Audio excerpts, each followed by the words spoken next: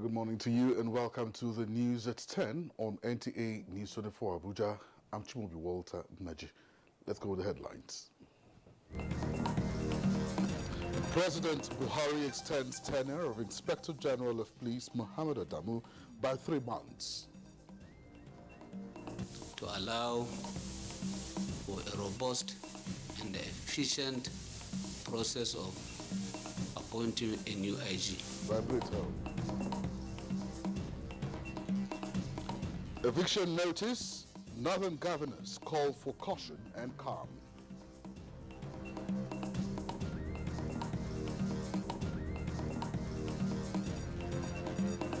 Federal government builds National Digital Innovation and Entrepreneurship Center for young innovators.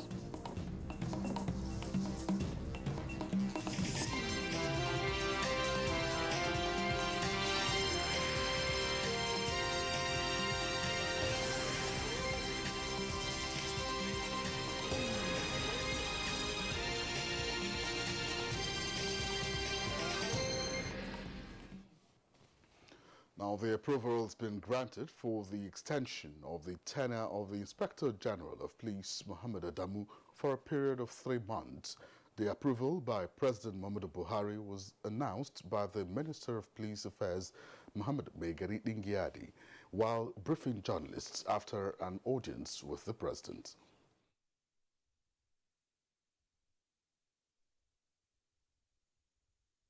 Mr. President has decided that the present IGP, Mohammed Adamu, will continue to serve as the IG for the next 3 months to allow for a robust and efficient process of appointing a new IG. I think this is not unconnected with the desire of Mr. President to not only have a smooth handover, but to also ensure that right officer is being appointed into that position. The minister used the opportunity to respond to reports on the social media on the appointment of the new Inspector General of Police. It's one of those social media stories that one cannot control. And I think from what I've told you now, you can classify that information appropriately. And meanwhile, the President Muhammadu Buhari has forwarded the names of the immediate past service chiefs to the Senate as non-career ambassadors designate. In a statement by Special Advisor to the President on Media and Publicity, Femi Adesina, the President said this in line with the provisions of the 1999 Constitution as amended. The nominees are General Abayomi Olanishoki, Lieutenant General Tukur Buratai, Vice Admiral Ibokete Ibas, Air Marshal Sadiq Abubakar, and Air Vice Marshal Mohammed Usman. The President urged the Senate to give expeditious consideration to the nominations. And we now turn our attention to politics. A deliberate strategy on how to better drive a more robust youth inclusion and participation in critical economic sectors towards achieving a greater Nigeria is to be fine-tuned by the federal government. President Muhammadu Buhari, who stated this at an audience with APC youth representatives, expressed the conviction that if the wisdom and experience of the old can be combined with the energy and foresight of the young, the nation's trajectory on the path to sustainable future can only be enhanced. State House correspondent Adamu reports. If you wanted to see something different, you have to be willing to do something different. As future leaders and most productive segment of the society, President Muhammadu Buhari insists that the young people owe Nigeria the responsibility of deploying their energy and creativity in various fields of endeavor to come up with national development innovations in tandem with the changing dynamics of the world. While I will be looking forward to a more robust engagement with young people across the country, I wish to emphasize to you that in me you have a major supporter. I will offer you my full support to grow in politics, public service, entertainment, entrepreneurship, and many other sectors, because I know that the future we envisage as a country cannot happen without our youth. The president said he is not unmindful of the daily toils and sacrifices they make towards defending and promoting the APC, and indeed the government assuring them that their efforts shall not be in vain. He, however, reminded the young people that their future is closely tied to the progress that leaders who emerge through the political parties are able to deliver, hence the need to take advantage of the ongoing membership drive of the APC to get registered. Tell your colleagues to go back to their constituencies and join in party registration, attend party meetings, pay your dues, make contributions, and bring your youthful energy and zeal to bear on the development of the party, right from the unit and ward level up to national. This, President Buhari said, is the only way the young people can determine who represents them, and not some leaders somewhere believing firmly that politics is a game of numbers and political power truly belongs to the people. The National Youth Representatives APC Caretaker Committee, Mr. Ismail Ahmad, had appreciated the president for always giving quick response to issues that affect young people in the country, which include the NPower project, the 75 billion naira youth fund, and various interventions that stimulate entrepreneurship and cushion the effect of COVID-19. This is our time, this is our opportunity, Mr. President. You stand taller than most of your peers and your colleagues in terms of integrity. Be the bridge that will help the young people to participate in every level of politics, be it in governance and politics and political party. So that sooner than later, Mr. President, we learn the mechanics of leadership and will be able to pull ourselves by our bootstraps. And then you, Mr. President, will have the singular legacy of able to create the humongous pool of young people as future leaders as we go along.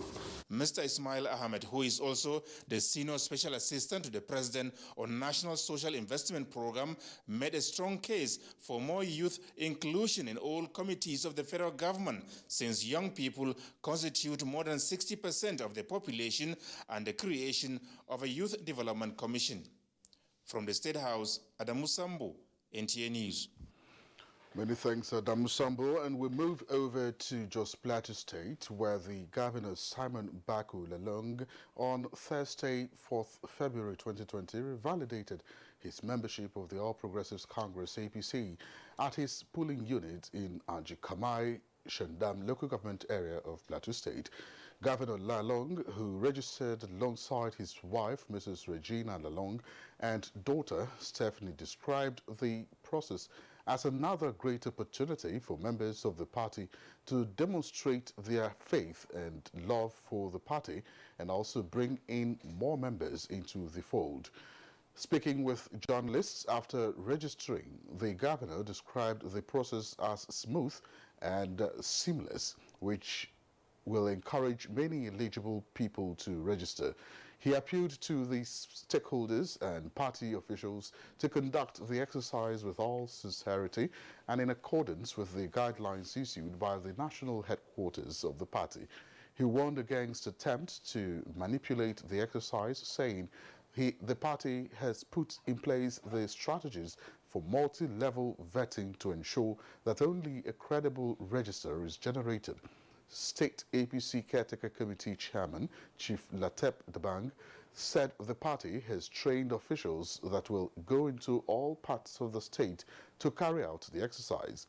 Governor Lalong later inspected ongoing projects. These include the Ajikamai Township roads completed with asphalt, the Nyak Gandon Road linking Lantang South from the Farm Training Center, as well as the Yelwa Shandam Road. He addressed a large turnout of cheering crowds who appreciated the governor for providing water, electricity, and fixing the roads they've been yearning for over the years. He said contractors have been substantially funded and are expected to complete the projects within record time, as his administration is determined to complete all the projects it initiated along with many it inherited.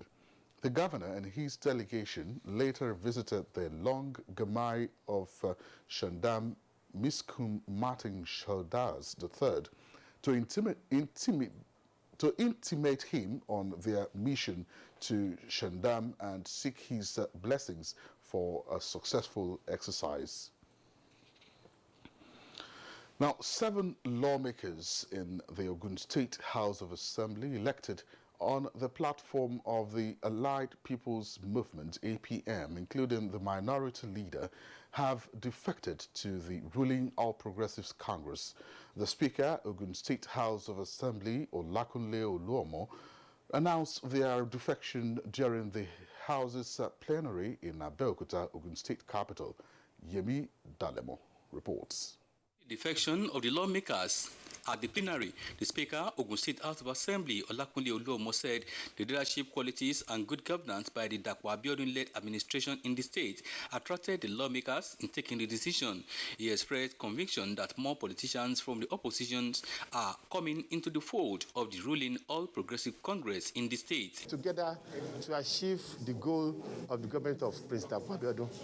More cooperation, advancement in the policy of government, the necessary support that to make the state to go forward. The lawmakers said they took the decision after wide consultation with leaders and constituents of their former political party. Those of us from APM that we willingly said that we are moving to APC, it took time to ensure that he accepted us, and we are all one. We have seen the fact that we cannot continue without adding our own value to the development of the state. With the defection, the 26-member House now consists of 22 APC members, 3 African Democratic Congress, ADC, and a member from the People's Democratic Party, PDP. In Abeokuta, Yemi Dalemo, NT News.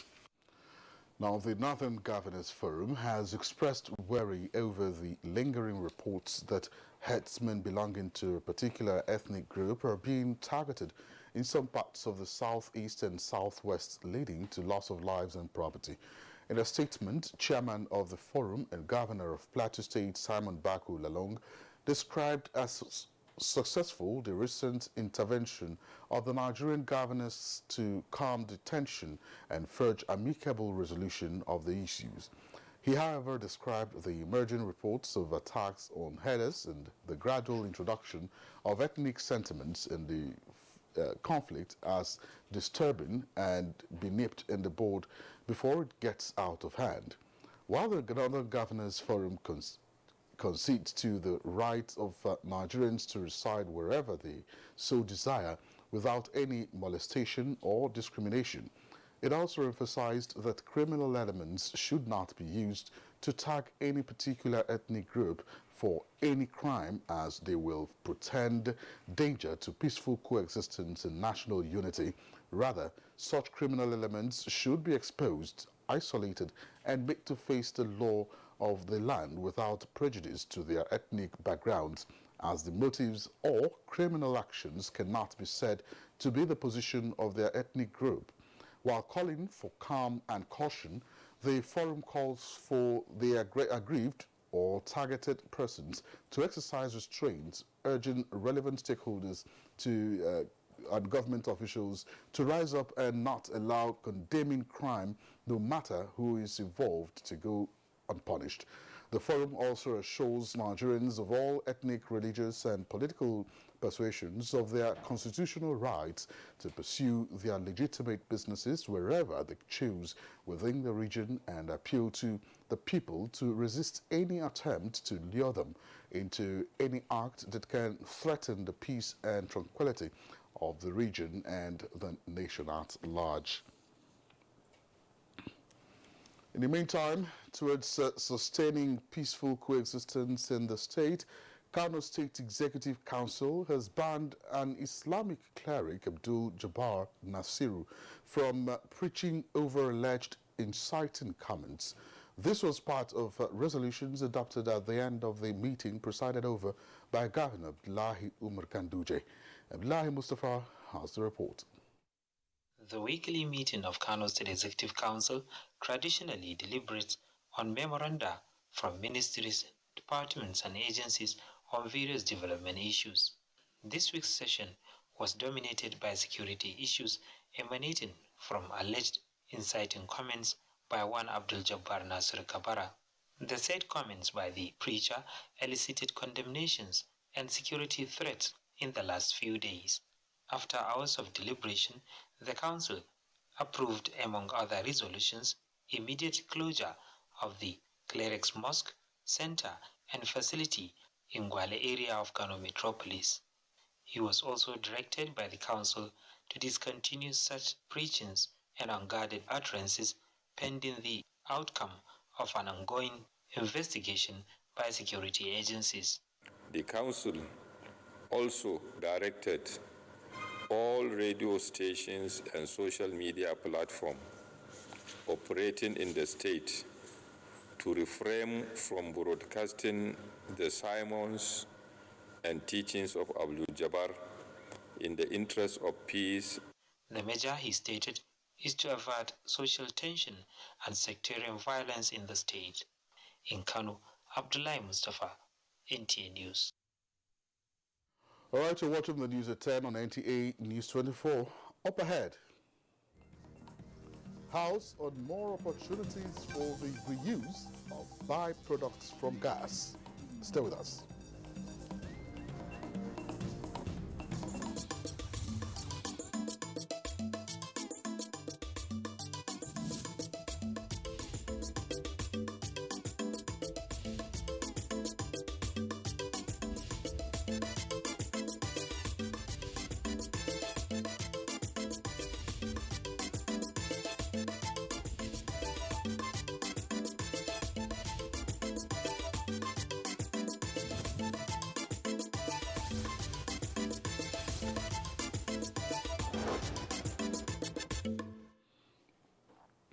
Glad to have you back on the news. Now, the primate of the Anglican Church of Nigeria, Most Reverend Henry Ndokuba, is optimistic the challenges confronting Nigeria, including insecurity and coronavirus pandemic, will soon be history.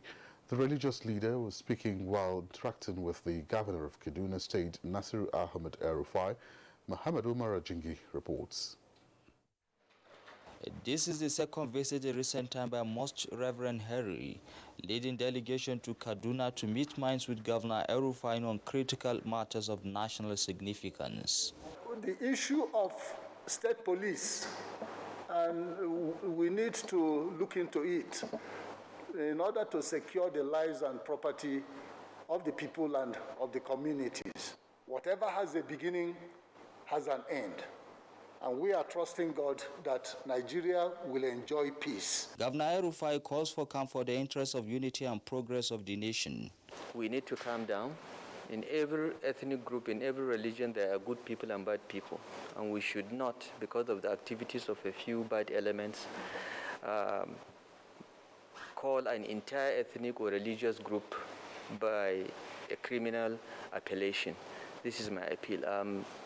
And those of us that have a responsibility for law and order, for ensuring peaceful coexistence, should rise up to the occasion. The governor appeals to religious leaders to help with prayers towards overcoming the challenges. In Kaduna, I am Muhammad Umar Ajingi, NTA News.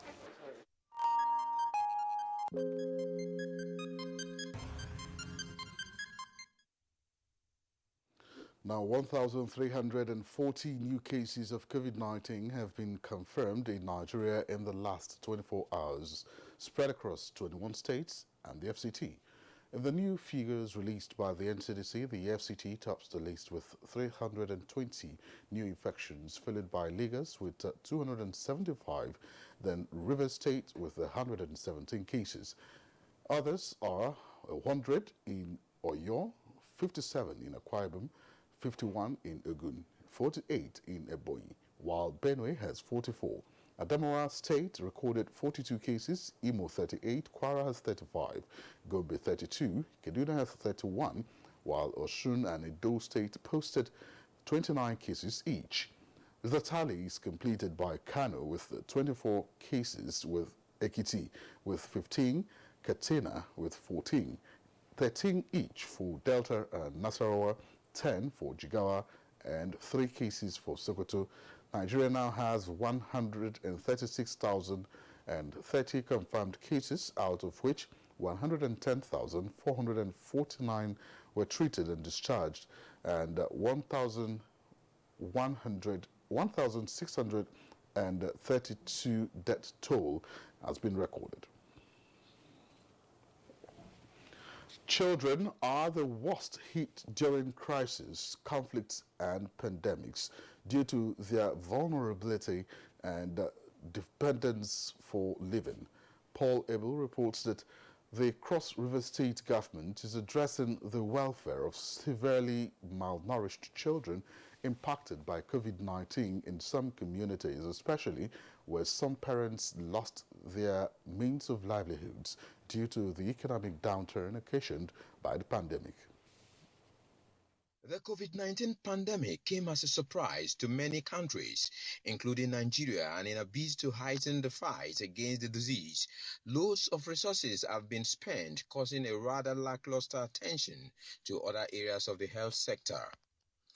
The pandemic brought poverty as many villagers find it difficult to eat nutritional meals or visit the hospital for medical attention. This is the case of a mother, Imabong Sunday Udo, residing at Ekorepo community, whose baby is more than 2 years old but unable to work, and she cannot also afford to visit the hospital. The father left us since 2 months. After 1 month plus, so I was suffering with the baby. The baby was not healthy, did not eat. So that is where the baby started to lean. Imabong's plea is eliciting attention and possibly others in her category from the Cross River State government, as the chairman COVID-19 task force and commissioner for health in the state is visiting communities as part of its monthly community assessment to check children, their nutritional status, immunization cards, as well as that of pregnant women. Children who are suffering from marasmus, marasmic kwashiorkor, and several others have been picked up from the community. Most of those kids are both 2 years old, but they are unable to sit, not to even talk of working or talk, or their cognitive reasoning zero, cognitive development, mental development. It's almost not happening because of the severe malnourishment that they do have. The state COVID-19 chairman emphasizes that the state government has a lot to do in order to meet the needs of many families passing through severe malnutrition in their communities. In Calabar, Paul Abel, NTA News. And next is business news with focus on value addition and development of local raw material subsector.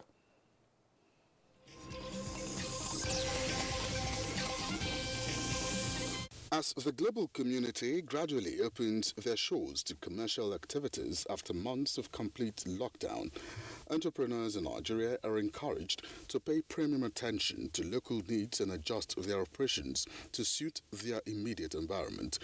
By these, stakeholders expect the commercial arena in Nigeria to encourage investments in locally sourced raw materials, thereby promoting indigenous brands.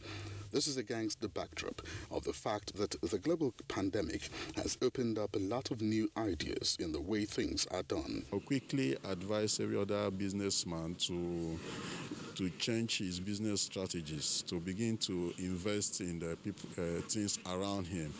Not a lot of business that shuts down due to the inavailability of foreign imports. So in terms of such businesses, where it has to do with trade business, I will advise that those branding companies should look at local brands. So before those changes and the inconsistency with setting, you will have been able to put them on paper, craft them out, analyze them on a regular basis. Also, attitude is very important. A successful entrepreneur must be an individual who is resolute. Really collapse a lot of businesses, companies, and what have you. That's why you see things are so difficult. A lot of people are trying to come up, are trying to thrive. And now to the capital market, where the bullish nature of the market in recent times could not be sustained Thursday as the market closed bearish, shedding 0.51% after taking on an all-share index of 41,785.80 basis points. With business news, I'm Chimubi Walter Naji.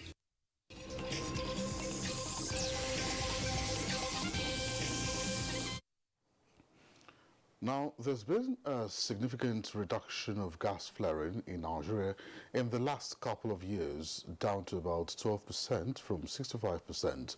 The House of Representatives Committee on Gas Resources, during an interactive session with Nigeria Liquefied Natural Gas, said more opportunities need to be created as byproducts can be reused in other industries.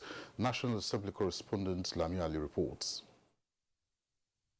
The Nigeria Liquefied Natural Gas is a public-private joint venture, 49% of which is owned by the federal government. Nigeria ranks number 9 globally among countries with huge gas reserves and is currently the 6th largest exporter of the resource.